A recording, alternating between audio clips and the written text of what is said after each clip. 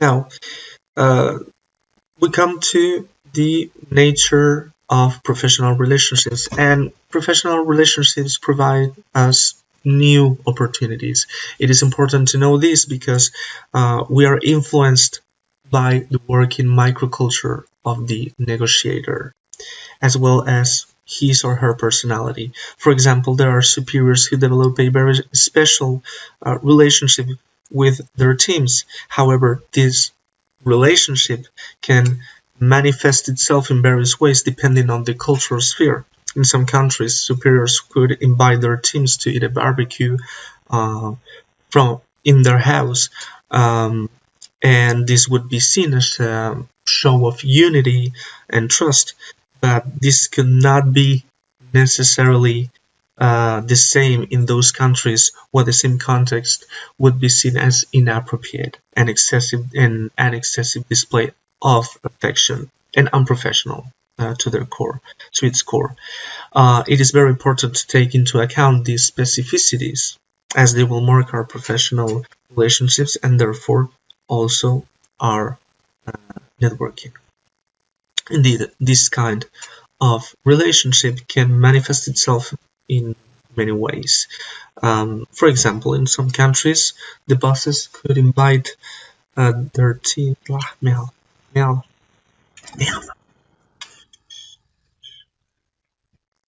Now, professional relationships provide us new opportunities. It is important to know that this is influenced by the working microculture of the negotiator as well as individual personality. For example, there are superiors who develop a very special relationships with their teams. However, this relationship can manifest itself in various ways depending on the cultural sphere. In some countries, superiors could invite their teams to eat a barbecue in their house, and this would be seen as some kind of unity or and trust sign, but this could not necessarily happen in those countries where the same context would be seen as inappropriate and unprofessional and some kind of weird display of affection. It is very important to take into account the specificities as they will mark our professional relationships and therefore also our networking. Work culture and environment are going to mark our relationships and therefore also our networking. An individual can modify aspects from their personality, eventually becoming perhaps more strict or demanding in order to progress in his way. We see that the relationship we are willing to have with our negotiator must look up to this variation while paying attention to the delimitation of new spaces and forms of relationship. Let's talk about both face-to-face relationships and long-distance relationships at this particular point.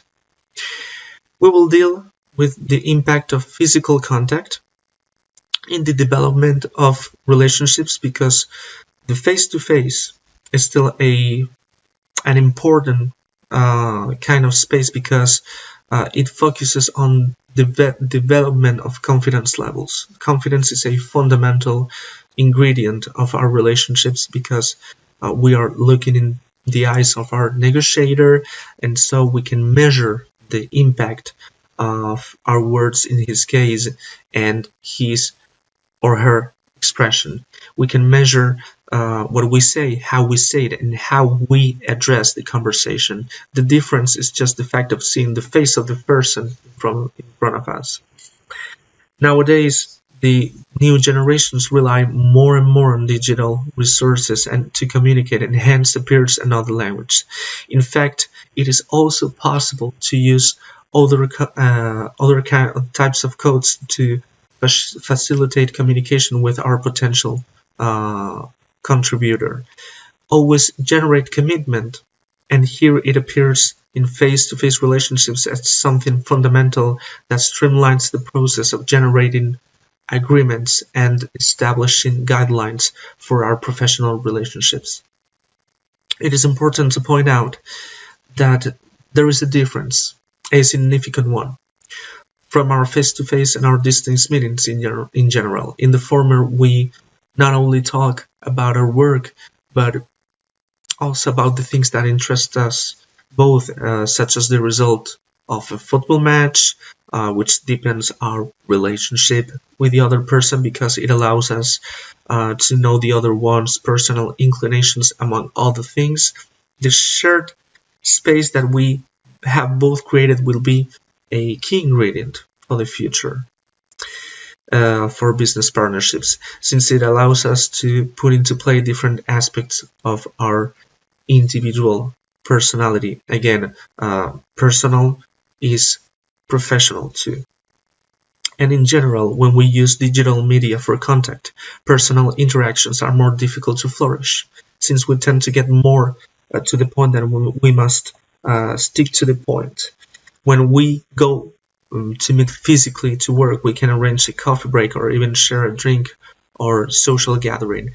After the office, these spaces give us the possibility to deepen our personal bonds by generating trust and taking face-to-face ingredients that allow betting us on that professional relationship in the long term.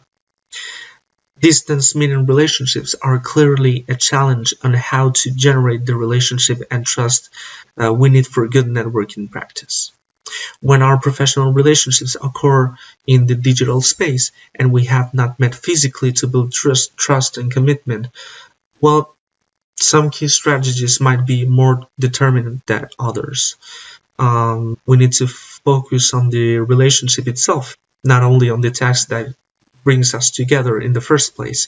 When we generate a video conference, for example, we must schedule a time to build our relationship beyond the duration of the conference through break room chats, for example. Spaces to talk with each other, each and one of the team members individually in order to promote trust and commitment, make them feel important and unique. For leaders today, it is important to be able to generate a substantial relationship of trust and commitment between both partners and inside teams through digital media. It is possible for that person to generate that space of commitment and trust with someone who for a while did not meet physically with. New cuts exist and people really take it as an alternative form of communication. This is why I think personally that social media does not have to be a difficult situation for especially for you as young European leaders. Indeed, things that used to seem strange now or even impossible became a reality thanks to computer technology and social media, as for example the fact that someone rents his or her or their apartment for travelers he, she, or they do not know.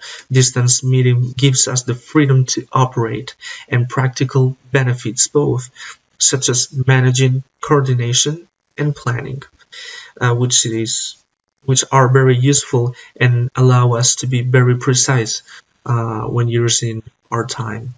The time we dedicate to each contributor in networking, or each partner or each negotiator who we want to talk to and under which circumstances, about which topic, etc. Networking will teach you how to achieve your business goals by increasing your ability to communicate efficiently by designing the process from which you want to start.